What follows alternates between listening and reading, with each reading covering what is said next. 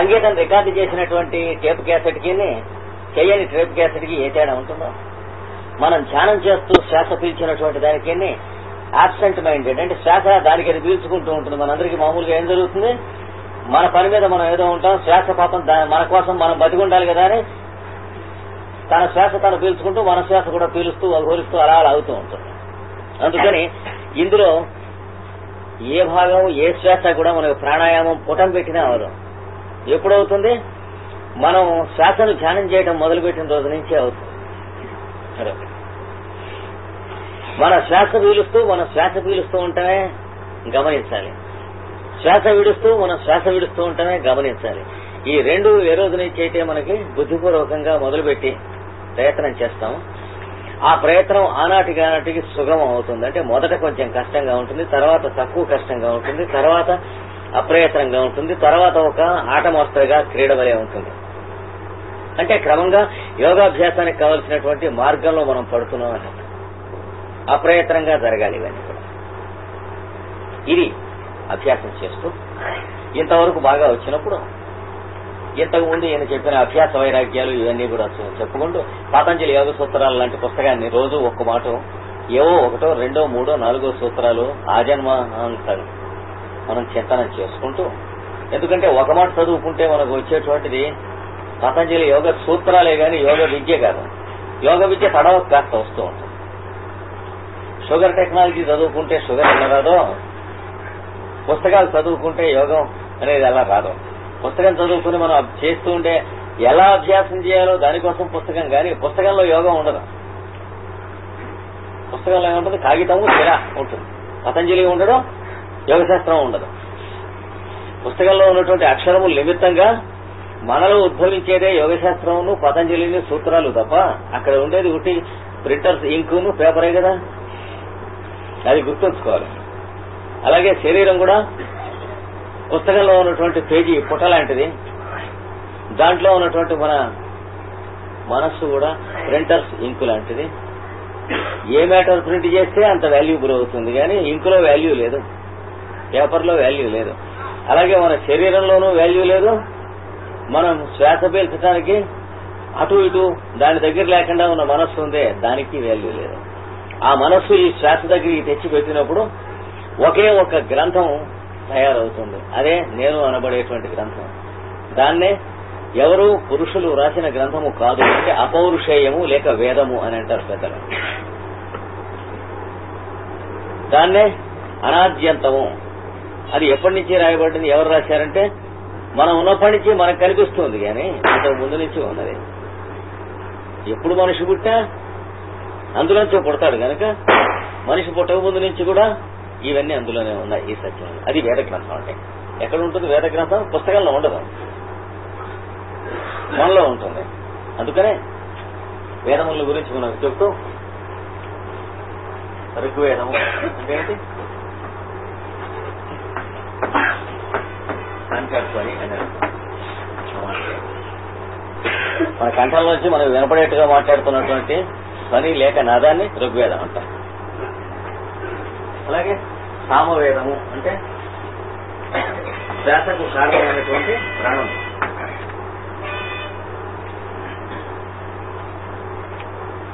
యజుర్వేదము అంటే ఈ రెండింటి వల్లను ఉద్భవించి వ్యక్తం అవుతున్నటువంటి మనస్సు.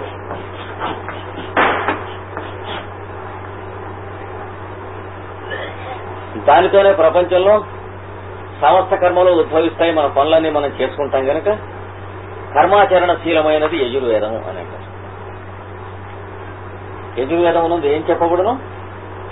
యజ్ఞార్థ కర్మలు చెప్పబడును. అంటే మైండ్ మనకి మనం చేయవలసిన వాటికి ప్లాన్ ఇవ్వటం కోసం పనికొచ్చే సాధనం అనేది. కనుక ఇవి 3 వేదములు. వీటిని గురించి ఇచ్చినటువంటి పుస్తకముల ద్వారా వీటిని చదువుకోవాలి, కానీ పుస్తకం చదువుకున్నవాడు పండితుడు అవుతాడు, వేదం చదువుకున్నవాడు అవడం. అందుకనే వేద గ్రంథాల్లోనే ఏమైనా హెచ్చరించారు, వాగేవ ఋగ్వేద, ప్రాణ సామవేద క్లియర్గా ఇచ్చారు. ఇది యజుర్వేద, మనో యజుర్వేద 3 ఇచ్చారు. కిమేకం యజ్ఞీయం సామ. భారతంలో కూడా యక్ష ప్రశ్నల్లో యక్షుడు ధర్మరాజును అడిగాడు, యజ్ఞానికి పనికి వచ్చేటువంటి సామ ఎక్కడే ఉన్నది, ఆ సామ ఏమిటి చెప్పాను అంటే ధర్మరాజు ఎక్కడే చెప్పగలిగాడు. మిగతా వాళ్ళు ఎక్కడుందో పుస్తకాలు తిరిగేసి ఏం చెప్పాడు, బృహత్సామ అని ఉంది, అంటే శ్వాస బాగా పీల్చి ఎంతవరకు పీల్చగలం, అక్కడి నుంచి మళ్ళీ వదలబోతున్నాను చూడండి, అప్పుడు ఉన్నటువంటి శ్వాస భాగాన్ని బృహత్సామ అంట.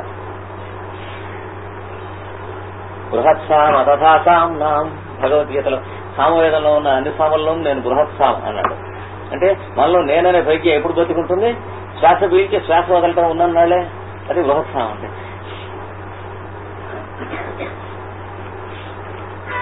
అందుకని ఇది త్రయీ విద్య అంటే అన్నాడు. అంటే 3 వేదాలకు సంబంధించినటువంటి విద్య ఇది. దీని తర్వాత ఇంకొక వేదం, అది పుట్టడానికి ఒకటి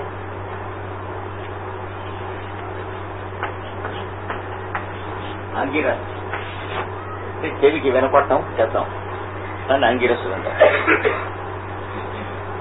ఇది కంఠంలో శబ్దం రావటం, అది చెవికి శబ్దం వినపడటం.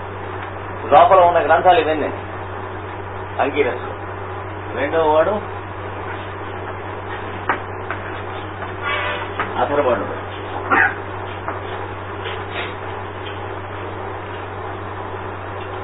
అథర్వం అంటే కింద పక్కది అనమాట, అంటే ఈ స్థూల శరీరం అన్నమాట. అందుకనే అథర్వణ వేదం మనకు వేద విద్యల్ని ఐహికమైనటువంటి వినియోగము కలుగజేయును అని చెబుతారు.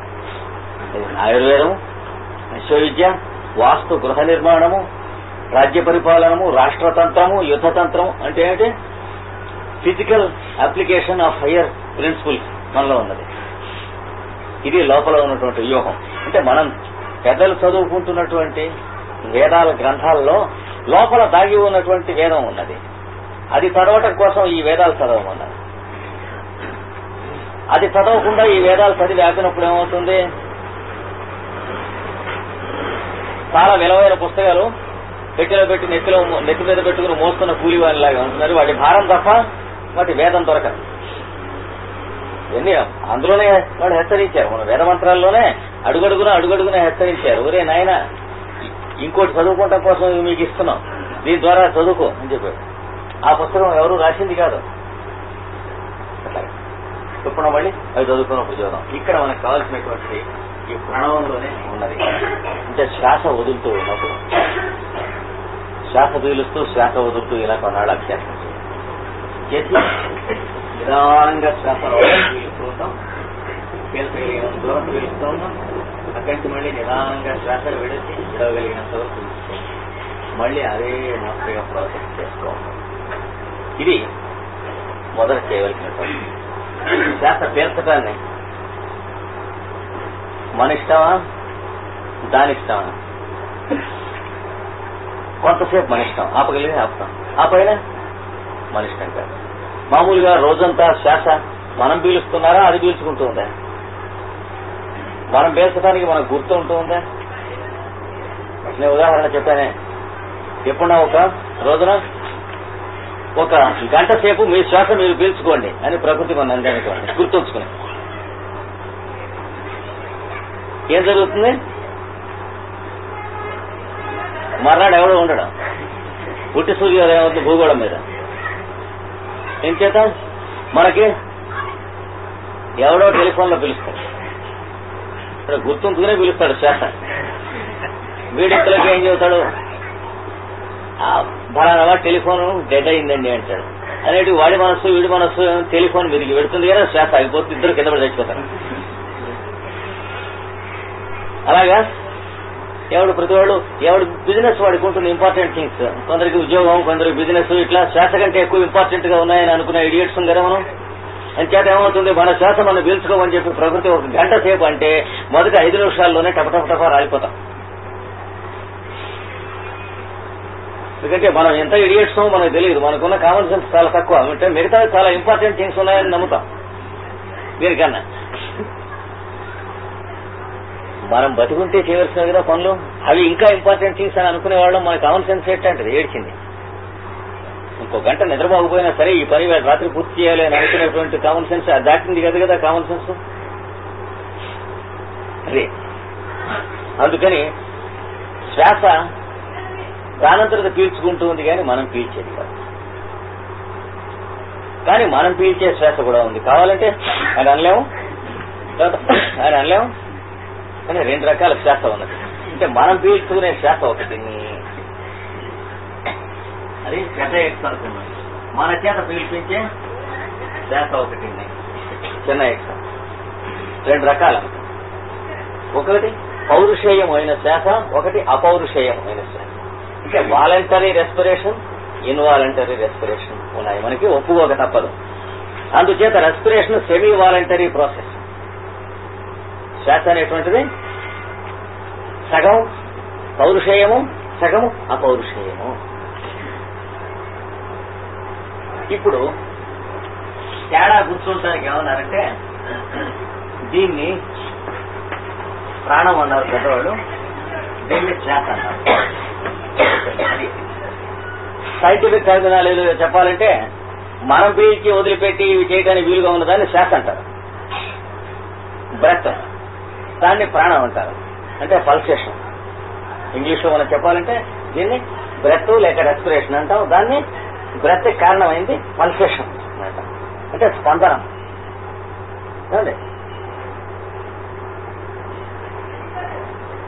ఇందులో 2 ఉన్నాయి భాగాలు. ఏమిటి 2? ప్రాణం అనే భాగం ఒకటి, అపానం అనే భాగం ఒకటి. ఇది కూడా తెలియాలి.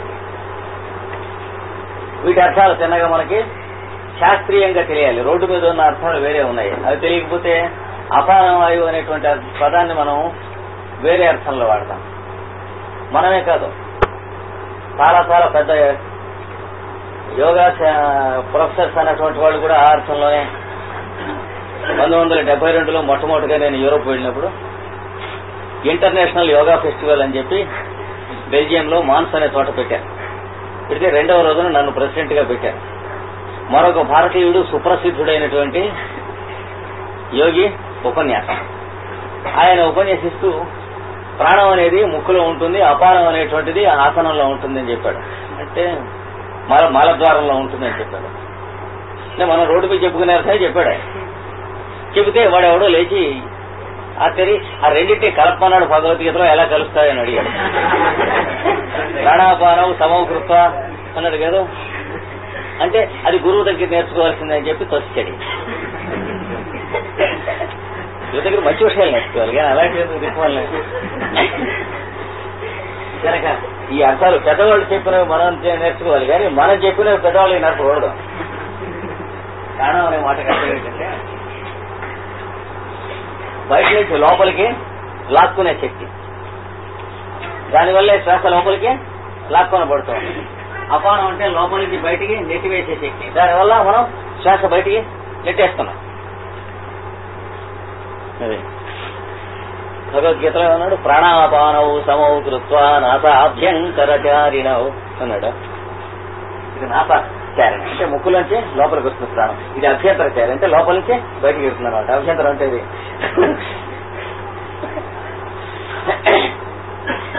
ఈ 2 సమాన వాయువుగా ఏర్పాటు చేయాలి మనం. ప్రాణం, అపానం, యానం, ఉదానం 2 ఉన్నాయి. ఇప్పుడు అక్కర్లేదు, సమానం ఒకటి ఉన్నది. ఇప్పుడు సమాన వాయువులో ఈ 2 కలపాలి. కలిపితే ఏమవుతుంది?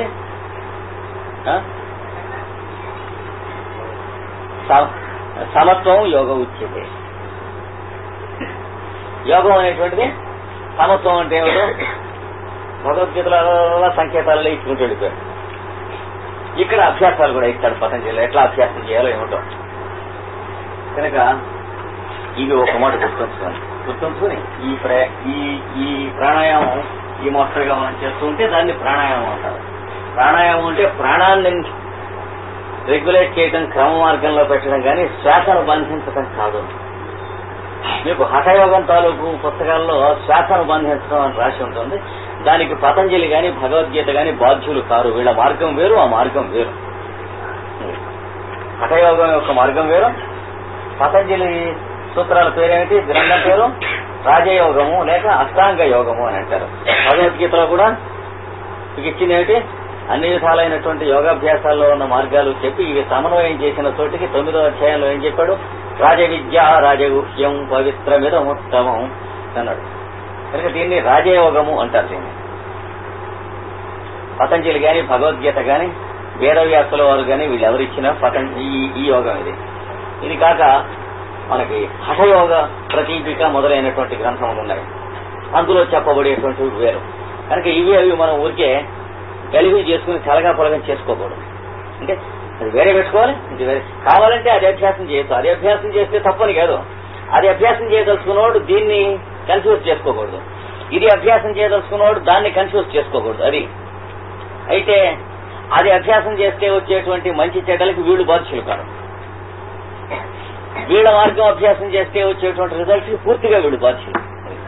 అది ఈ లిమిటేషన్స్ మనం గుర్తుంచుకొని ప్రాణాయామంగా వాడు చెప్పాడు ప్రాణాయామం అంటే అందులో చెప్పింది ఇందులో చెప్పింది కనబడదు. ఎవడు చెప్పిన ప్రాణాయామం వాడికి రూపాయలు, డాలర్లు, పౌండ్లు, కిలోగ్రాములు ఇవన్నీ కలుపుతామా ఎక్కన కుడికే ఏమండి? 700 కిలోగ్రాములు చింతపండు, 1400 రూపాయలు, 76 గొడుగులు, అంటే ఇవన్నీ టోటల్ చేస్తాం ఆడిటింగ్ లో, అకౌంట్స్ లో. ఎలా అయితే చేయకూడదో ఈ వాళ్ళ ప్రాణాయామం వీళ్ళ ప్రాణాయామం చేస్తే ప్రాణానికి వస్తుంది. అంటే ఒక తెన్నులో వెళ్ళాలి, వెళ్ళేది మార్గాన. అయితే ఏ మార్గం చూస్ చేసుకున్నా పర్వాలేదు, కానీ అది ఒక మార్గం చూస్ చేసుకున్నాక ఆచరణలో ఆ ఒక్క మార్గంలోనే ఉండాలి. మిగిలిన చదువుకోవచ్చు, చూడాలి, తప్పలేదు. ఇప్పుడు ఇది అభ్యాసం చేయడం మొదలు పెట్టాక ఒక శ్వాస చేసి మళ్ళీ 2వ శ్వాస చేసి మళ్ళీ 3వ శ్వాస చేసి, అంటే 3 మాటలు ఇలాగా శ్వాస చేస్తే 1 యూనిట్ అవుతుంది. మళ్ళీ 1 మాట ఫ్రీగా వదిలేయండి. అంటే ఈ శ్వాస చేయకుండా మనం లోకంలో మామూలుగా బజార్కి ఎడుతున్నప్పుడు, బస్సుకి ఎడుతున్నప్పుడు, మాట్లాడుతున్నప్పుడు శ్వాస చేస్తా ఎగుడు దిగుళ్ళు అలా వదిలేసేయండి. 1 నిమిషం వదిలి మళ్ళీ 3 చేయండి, క్రమబద్ధంగా పెట్టండి. మళ్ళా అక్రమంగా వదిలేసేయండి, మళ్ళా 3 చేయండి. ఇది రోజు మనం చేయాల్సిన. ఇది కొన్నాళ్ళు చేశాక ఏదో ఒక 2 మాసాలు అనుకున్నాం సగటు చేసిన తర్వాత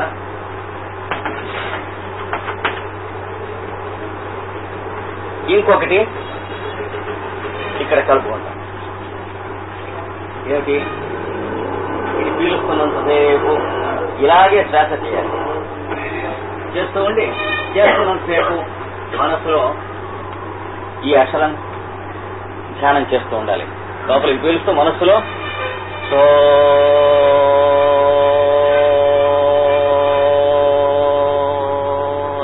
అదే ఎంతసేపు లోపలికి శ్వాస పీలుస్తున్నాం అంతసేపు మనస్సులో ఆ అక్షరం గానం చేసుకోవాలి. అలాగే విడుస్తూ శ్వాస మీదే ధ్యానం పెట్టి విడుస్తున్నంతసేపు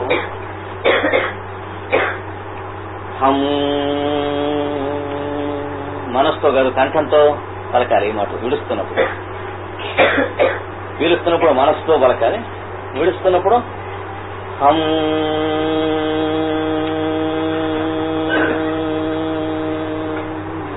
ఎంతసేపు అయితే శ్వాస విడుస్తున్నారో అంతసేపు అలా పలకాలి. పలుకుతూ మీ శ్వాస మీరే వినాలి, మీ శ్వాస మీరే మనసు ఉండాలి. మీరు కంఠంతో ఉచ్చరిస్తున్నటువంటి శబ్దాన్ని మీరు వింటూనే ఉండాలి. మీ శ్వాస మీద ధ్యానం చేసుకున్నంతసేపే ఇది పనికొస్తుంది. లేనప్పుడు మామూలు శ్వాసే మన పిండి వర తిరుగుతూ ఉంటే దానికి ఆ శబ్దానికి అర్థాలు ఎట్టయితే ఉండవు, శబ్దార్థాలు గరగరగ బరబర అంటుంది కదా.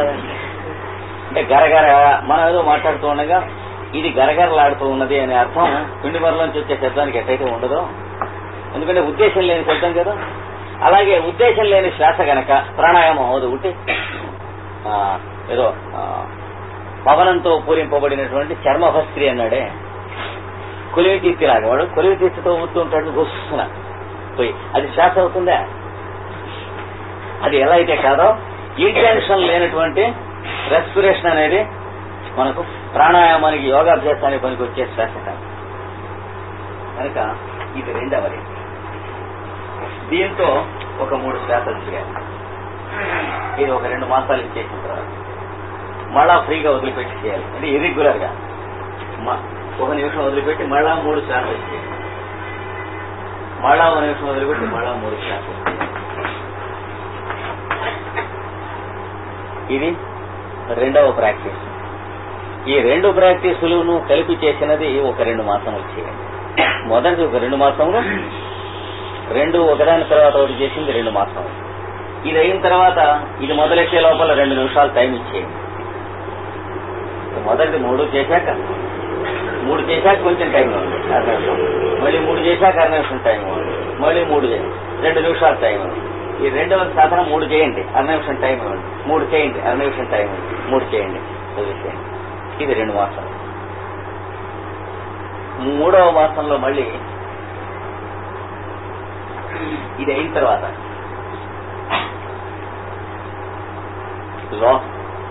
ఈ లోపల మీకు ఒక రహస్యం తెలుస్తుంది. ఈ 2 మాసాల్లో ఈ ఉచ్చారణ చేస్తూ ఇలాగే ధ్యానం చేస్తే ఏం తెలుస్తుందంటే ఈ సోహం అనేటువంటి అక్షరాలు ఇలా మీకు అర్థం అవుతాయి.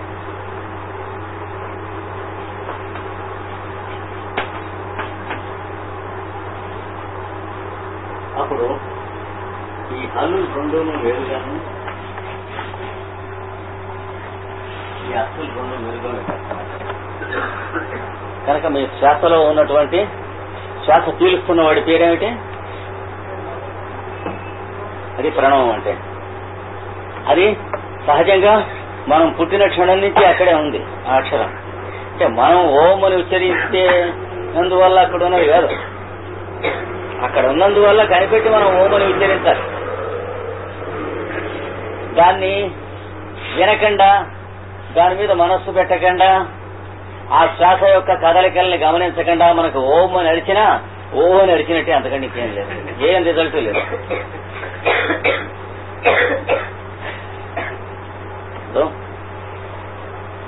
అరటిపండు ఆకలి తీరుతుంది, నెత్తిన పెట్టుకుంటే తీరుతుందా? అది ఏం చేయాలి, అది చేస్తే ఆకలి తీరుతుంది. కానీ ఇప్పుడు ఎవడో ఆకలితో నీరసంతో శోషతో ఉన్నట్ట అంటే ఓ హర్టికల్ నెత్తిన పెట్టి వరమైలు నడవంటే ఇంకా నీరసం వచ్చి మొహందరి పడిపోతాడు. అలాగా ఓం అనేది ప్రణవంట అంటే ఎప్పుడవుతుంది అంటే దాన్ని ప్రణవంగా మనం చూసినప్పుడే అవుతుంది, లేకపోతే ఒకటి ఓం అవుతుంది. ఓం అని ఏ అక్షరమైనా అంతే. మంత్రశాస్త్రంలో పెడితే ఇది కాళికా మహాదేవి మంత్రం. మనకి పతంజలి మహర్షి మన రామకృష్ణ పరమహంస ఆయన తరించి ఆయన భక్తుల్ని తరింపజేసింది ఇది ఒకే అక్షరం. కానీ ఐస్ క్రీమ్ అమ్మేవాడు 8,000 మాటలు మాట్లాడుతూ ఉంటాడు, జరుపుతూ ఉంటాడు రోజు.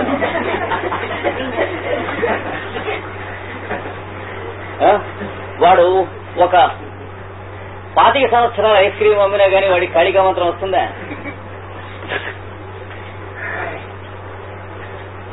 అంటే మంత్రత్వం పొందడం అంటే ఏమిటంటే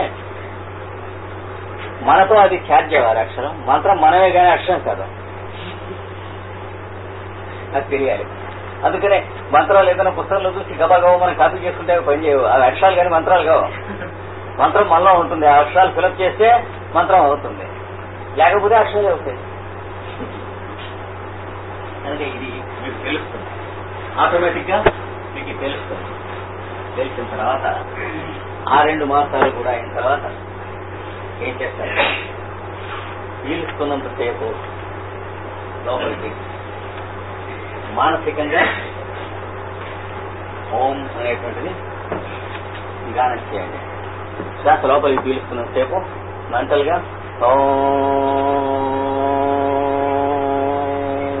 పట్టు పీల్చుకోండి. విడుస్తున్నంతసేపు వాచికంగా వోకల్ గా ఓం ఉచ్చరిస్తూ అలా విడ. ఈ మోస్తరుగా మళ్ళీ 3 శ్వాసలు, మళ్ళీ ఒక 6 నిమిషం గ్యాప్ ఇవ్వండి, మళ్ళీ 3 శ్వాసలు, మళ్ళీ 6 నిమిషం గ్యాప్ ఇవ్వండి, మళ్ళా 3 శ్వాసలు.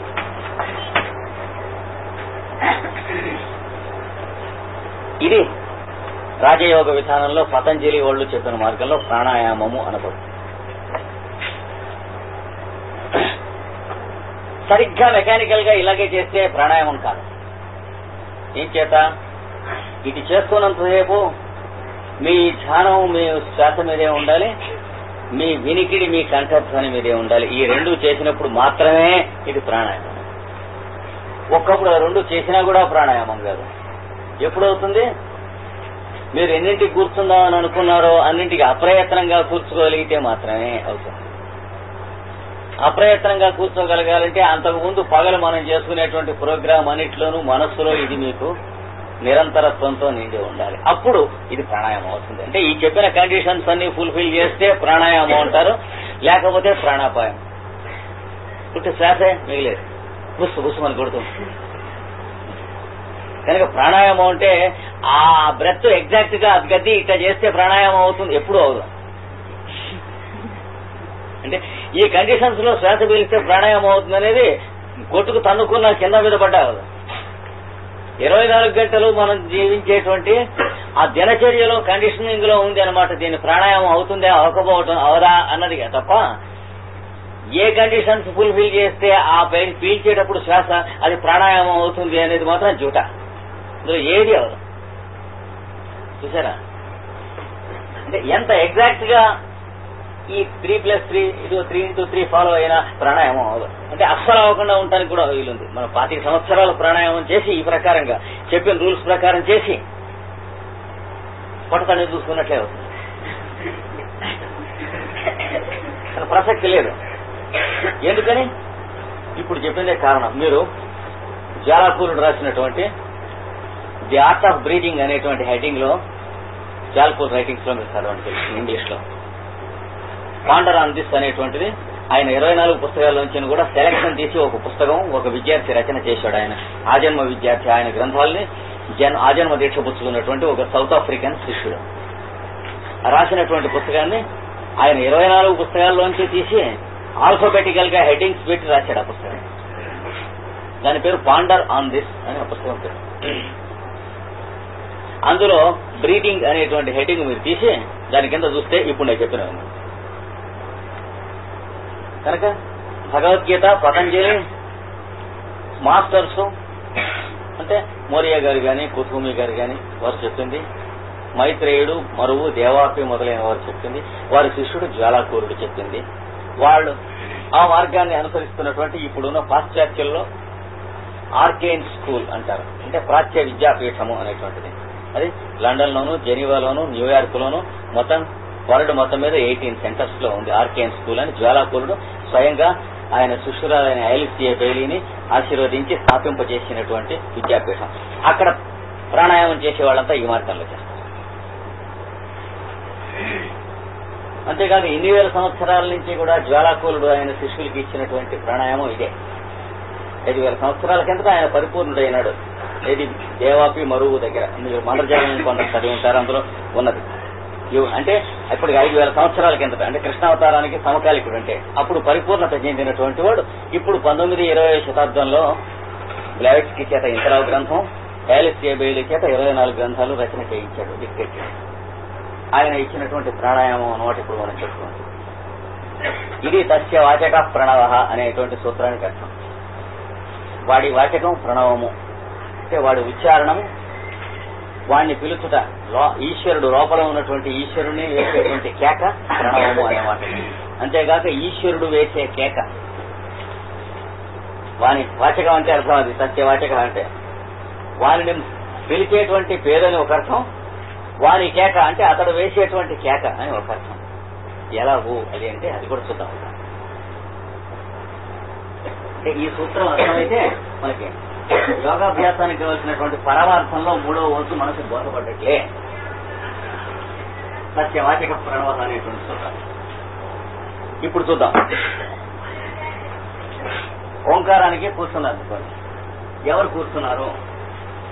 విగ్రహాల కృష్ణాచార్యులు. దేవుడికి కూడా దేవుడు పడిపోయి వాడు చెప్పుకోండి.